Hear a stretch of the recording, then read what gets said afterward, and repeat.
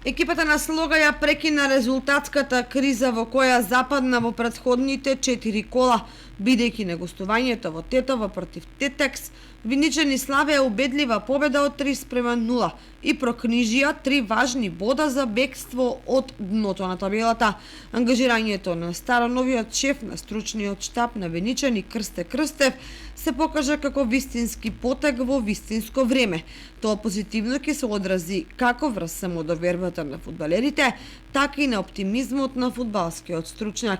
Но се да биде што поспектакуларно, придонесува распоредот кој веќе во наредното коло во Виница го носи Скопски Вардар.